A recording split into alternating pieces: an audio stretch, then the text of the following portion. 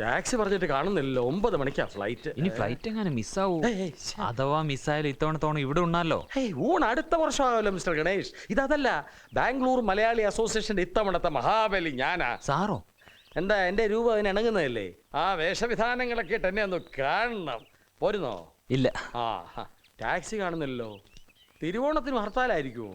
ഇതുവരെ പതിവില്ല. ഇനി അത് ആയിക്കൂടുന്നില്ലല്ലോ.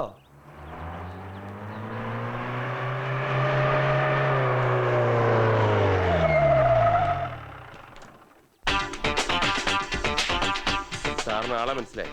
മനസ്സിലായി. സത്യദാസ്, പഴയ ദേവദാസിന്റെ മകൻ.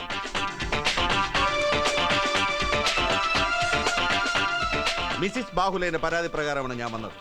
അവരുടെ ഭർത്താവ്, അനിയത്തി, അനിയത്തിയുടെ ഭർത്താവ്, അങ്ങനെ 3 പേർ നിങ്ങളുടെ അൺഓതറൈസ്ഡ് കസ്റ്റഡിയിലാണ്. ഇമ്മീഡിയറ്റ് ആയി അവർ റിലീസ് ചെയ്യണം. നമ്പൂരി കോലത്തിൽ പൊറോട്ട് നാടകം കളിച്ച് ആളെ പറ്റിക്കാൻ നാണമില്ലൂടെ തനിക്ക്? അവരെ ഉടൻ റിലീസ് ചെയ്യണം. ഇല്ലെങ്കിൽ ബലം പ്രയോഗിക്കേണ്ടി വരും. ബലം പ്രയോഗിക്കേ? ബലവാൻ? അവിടുത്തെ ആ ബലം താങ്ങാനുള്ള ബലം ഈ ശരീരത്തിന് ഉണ്ടാവുക. കസ്റ്റഡിയിലുള്ളവരെ വിട്ടുതരില്ല എന്ന് ഇവിടെ ആരും പറഞ്ഞില്ല. എന്നാൽ അവരെ വേഗം വിടറോ. അതിനു മുമ്പ് ചെറിയൊരു ജോലി സാറ് തീർക്കാനുണ്ട്. രാധാദേവി അറിയോ? മിസ്സസ് ടി രാധാദേവി, ഇവിടുത്തെ മജിസ്ട്രേറ്റ്. മാഡത്തിന്റെ ഉത്തരവ് പ്രകാരമാണ് സാറിന്റെ ഫ്രണ്ടിനെ ഫാമിലിയെ ഞങ്ങൾ കസ്റ്റഡിയിലെടുത്തത്. ആ ഉത്തരവ് പിൻവലിക്കാൻ സാറ് മജിസ്ട്രേറ്റിനോട് കൽപ്പിച്ചാൽ ഹോൾ ഫാമിലിയെ ആഘോഷപൂർവ്വം ആനയിച്ച് കൊണ്ടുപോകാമല്ലോ. അല്ലേ മിസ്റ്റർ ചാക്കോ? അതെ, ആവാലോ. അതന്നെ. കുട്ടിസ്വാമി, സാപ്പാടുക്ക് ഗസ്റ്റ് എടുക്ക്. തിരുവോണം തന്നെ പായസം ചേർത്ത് ഭേഷ സാപ്പിട്ട് പോലെ. ചക്രവ്യാധി ഒന്നുമില്ല.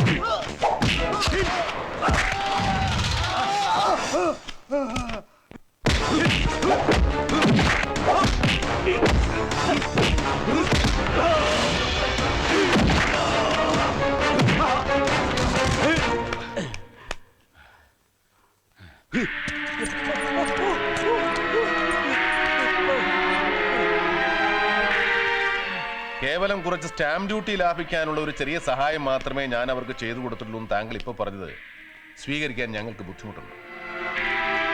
സ്വീകരിക്കാതിരിക്കാനുള്ള കാരണവും താങ്കൾ തന്നെയാണ്. മനസ്സിലായില്ലേ ഗണേഷ്? സർ, ഈ ബിനാമി ഇടപാട് മാത്രമല്ല, ഇതുപോലെ വേറെ ബിനാമി ഇടപാടുകൾ ഞാൻ നടത്തിയിട്ടുണ്ട്, നടത്തിക്കൊണ്ടിരിക്കുന്നു, നടത്തുകയും ചെയ്യും. ഇതെല്ലാം ചേർത്ത് തള്ളി അങ്ങോട്ട് തരാം ഇൻകം ടാക്സിന്. അത് ഞാനൊരു തമാശക്ക് പറഞ്ഞു എന്നല്ലാതെ. എന്നാൽ ഒട്ടും തമാശയില്ലാത്തൊരു കാര്യം പറയട്ടെ.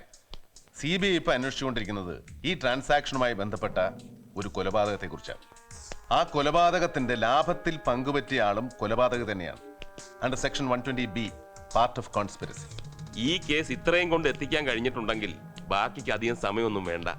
അതുകൊണ്ട് ഉണ്ടായ സംഭവങ്ങൾ നിങ്ങളായിട്ട് പറയുകയാണെങ്കിൽ എന്തെങ്കിലും ദാക്ഷിണ്യം പ്രതീക്ഷിക്കാം. മറിച്ച് ഞങ്ങളാണ് കണ്ടുപിടിക്കുന്നതെങ്കിൽ ഇതൊന്നും ആയിരിക്കില്ല രീതി. എന്തിന്റെ പ്രത്യുപകാരമായിരുന്നു ഈ ഷോപ്പിംഗ് കോംപ്ലക്സ്? അതിന് പകരം എന്താ നിങ്ങൾ സാധിച്ചു കൊടുത്തത്? ഈ ട്രാൻസാക്ഷന് പിന്നിലെ ഹിഡൻ അജണ്ട എന്തായിരുന്നു? പറഞ്ഞേ തീരൂ ബാഹുലേയ. പറയാം. ഒരു ശനിയാഴ്ച രാത്രിയാണ് മാണിക്കുഞ്ഞ് കൊല്ലപ്പെട്ടത്. ഞായറാഴ്ച രാവിലെ പോസ്റ്റ്മോർട്ടവും ശവടക്കം കഴിഞ്ഞ് എന്നെ കാണാൻ ഔസപ്പച്ചനും വർക്കിയും സത്യദാസും കൂടെ വന്നിരുന്നു. മാണിക്കുഞ്ഞിനെയും മരുമകളെയും ഏതോ കള്ളന്മാർ കൊന്ന് ആ വീടാകെ കൊള്ളയടിച്ചു. നമ്മൾ ഉടൻ നീങ്ങിയില്ലെങ്കിൽ ബാക്കിയുള്ള സ്വത്തുക്കൾ മുഴുവൻ ഏതെങ്കിലും മുള്ളിയാത്തെറിച്ച ബന്ധുക്കൾ വന്ന് കൈക്കലാക്കും. ഞാനിപ്പോഴെന്താ ചെയ്യേണ്ടത്?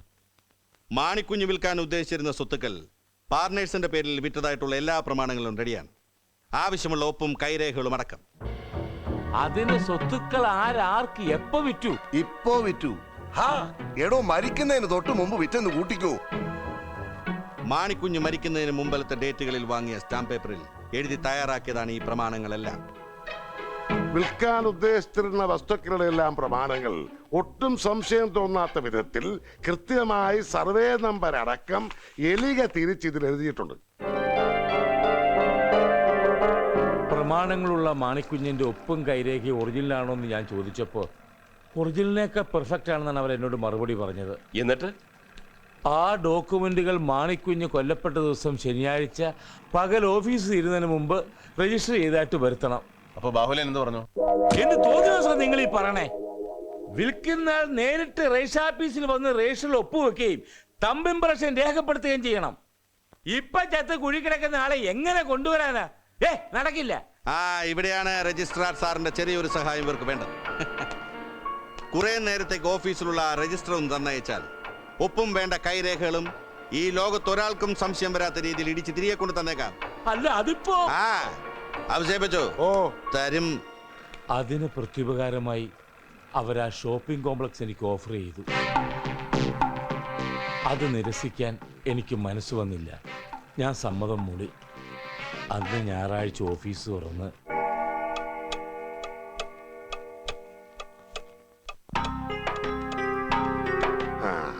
ഞായറാഴ്ച രാത്രി തന്നെ ആവശ്യമുള്ള ഒപ്പും കൈരേഖകളും ഇട്ട് അവരാ രജിസ്റ്റർ തിരിച്ചു തന്നു.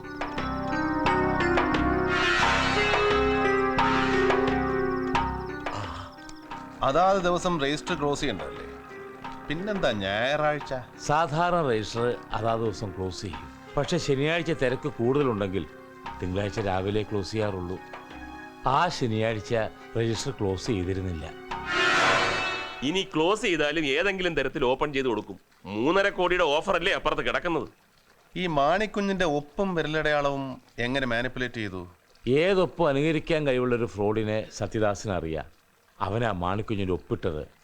പക്ഷെ കൈരേഖ എങ്ങനെ ഒപ്പിച്ചെന്ന് ഞാൻ എത്ര ചോദിച്ചിട്ടും അവർ പറഞ്ഞില്ല. ഇതിനെക്കുറിച്ച് അന്നുണ്ടായ വിജിലൻസ് കേസ് ഇതിലാണ് ഒതുക്കിയത്. ഈ ഔസേപ്പച്ചനെയും കൂട്ടരെ ഉടനെ കാണും. വിരലടയാളത്തെക്കുറിച്ചുള്ള സംശയങ്ങൾക്കും ചോദ്യങ്ങൾക്കും മറുപടി അവര് പറയും. സർ, നാളെ വരാ.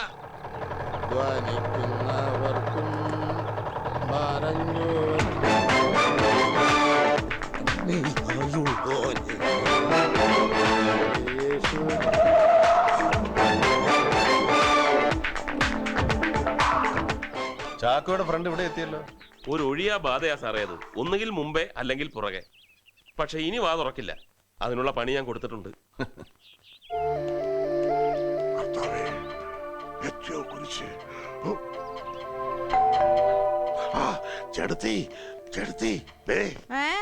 ആര് ചോദിച്ചാലും ഞാനില്ല വേളാങ്കണ്ണി. ഒരാഴ്ച കഴിഞ്ഞ് മടങ്ങി വരൂ. എന്ത് പറയും? വേളാങ്കണ്ണിക്ക് പോയി. ആര് പോയി? ഞാന്. അങ്ങനെ തന്നെ പറയണം. കൊല്ലുഞ്ഞ ഞാൻ വേളാങ്കണ്ണിക്ക് പോയി എന്ന് പറയണം.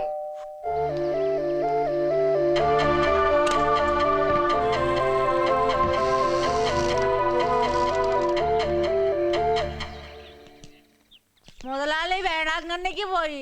ഒരാഴ്ച കഴിഞ്ഞേ വരത്തുള്ളൂ. കറക്റ്റ്. റെഡിമെയ്ഡ് ഉത്തരം. പറഞ്ഞു പറയിച്ചാണെന്ന് പറയത്തേ ഇല്ല. അമ്മച്ചിക്ക് എന്നെ മനസ്സിലായോ? ഓർക്കുന്നോ?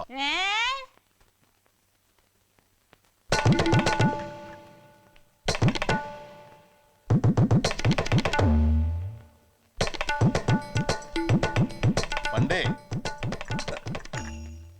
ഇപ്പൊ ഓർക്കുന്നോ? കപ്പല്ല ബോംബ് പൊട്ടിയാലും എന്റെ ചെവി കേൾക്കത്തില്ല. അയാള് വേളാങ്കണ്ണിക്കൊന്നും പോയിട്ടില്ല സാറേ. അകത്ത് കയറി നോക്കിയാലോ? ബാധ വീണ്ടും എത്തിയല്ലോ. അയാളൊരു ബാധയല്ല ചാക്കോ. ഇടയ്ക്ക് അയാളെ മുമ്പിലും പിമ്പിലും കണ്ടുമുട്ടുന്നത് വെറും ആക്സിഡന്റിലും അല്ല. I strongly feel that it's more than that. Yes. അമ്മച്ചേ, ദേ ഇപ്പൊ ഇവിടെ നിന്നൊരാള് ലൂണേ പോയില്ലേ? അയാൾ ആരാ? മുതലാളി വേളാങ്കണ്ണിക്ക് പോയതാ, ഒരാഴ്ച കഴിഞ്ഞ് വരും. ദേ കിടക്കുന്നു. അമ്മച്ചേ, അല്പം മുമ്പ് ഇവിടെ ഒരാൾ പോയില്ലേ? ലോട്ടറിക്കാരൻ. അയാൾ ആരാന്ന്? ലോട്ടറിക്കാരൻ ലോട്ടറിക്കാരന്റെ പേരെന്താ? മത്തായി, കുഴിവെട്ടി മത്തായി. ഇവിടെ സെമിത്തേരി സൂക്ഷിപ്പ് പണിയും ഉണ്ട് അയാൾക്ക്. അയാൾ എന്തിനാ ഇവിടെ വന്നത്? ഇടയ്ക്ക് വരും കാശ് വാങ്ങാന്. എന്നിട്ട് ഇന്ന് കാശ് കൊടുത്തോ മുതലാളി? വേളാങ്കണ്ണി പോയ മുതലാളി എങ്ങനാ കാശ് കൊടുക്കുന്നത്? വേളാങ്കണ്ണിയിലെ പിടി ഇതിനായിട്ടും വിട്ടില്ലല്ലേ? ഔസേപ്പച്ചനെ കടത്തി വിട്ടും തള്ള. സർ, തപ്പിയാൽ ആളെ കിട്ടും, ഉറപ്പാ. വേണ്ട, ഞാൻ വിചാരിക്കുന്നത് പോലെയാണ് സംഭവങ്ങളെങ്കിൽ ഈ കേസിന്റെ അന്വേഷണം നാളെ അവസാനിക്കും. സർ, തൽക്കാലം നമുക്ക് ഔസേപ്പച്ചനെ വിടാം. എന്നിട്ട് സിമിത്തേരിയുടെ പുറകെ പോവാം. മത്തായിയുടെ പുറകെ? അല്ല, സാക്ഷാൽ സിമിത്തേരി, മാണിക്കുഞ്ഞിന്റെ കല്ലറ.